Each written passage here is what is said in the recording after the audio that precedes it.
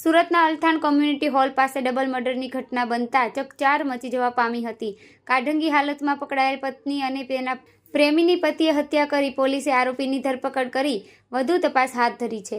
સુરત શહેરમાં સમયાંતરે હત્યાની ઘટનાઓ બની રહી છે. આજે અલથાણ વિસ્તારની અંદર કોમ્યુનિટી હોલમાંથી એક પુરુષ અને મહિલાનો મૃતદેહ મળી આવ્યો હતો. ખટોદરા પોલીસને જાણ થતાં ઘટના સ્થળ ઉપર પહોંચીને તપાસ શરૂ કરી હતી.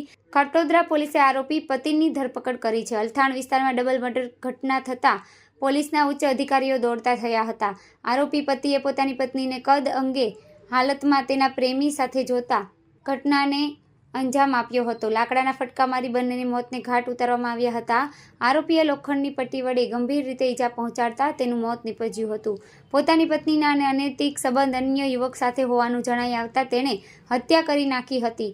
પેરોલ પર આવેલા પતિ ગઈકાલ રાત્રે તેની પત્ની અને અન્ય એક યુવક સાથે હતો. અન્ય એક યુવક તેનો પ્રેમી જ હોવાનું તેને માલુમ પડ્યું હતું. આજરોજ સવારે અલથાણ કોમ્યુનિટી હોલમાં જે વેસ્ટ નો નિકાલ કરવાનો શેડ છે એમાંથી બે ડેડ બોડી મળી આવેલી, તેમાં એક સ્ત્રી અને પુરુષ છે. મરણ જનાર છે શારદા રાઠોડ અને અર્જુન રાઠોડ છે અને એમની લોખંડની પટ્ટી જેવું હથિયારથી ઈજા કરી અને મોત નિપજાવેલાનું માહિતી મળેલી.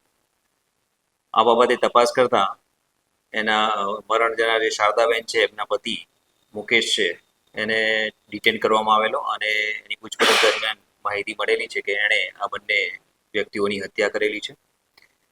મુકેશ રાઠોડ છે એમના વિરુદ્ધમાં અગાઉ પણ 2 ગુના નોંધાયેલા છે, જેમાં એક 302 મુજબનો ગુનો છે અને એક 307 મુજબનો ગુનો છે.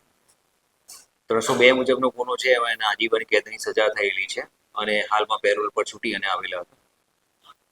બનાવના કારણમાં પ્રાથમિક પૂછપરછમાં એવું જણાવેલું છે કે એના જે મરણ જનાર બે છે એમને એને રાતના એક કઢંગી હાલતમાં જોતા એને ગુસ્સો આવતા એણે લોખંડની પટ્ટી મારી અને મોત નીપજાવેલ છે.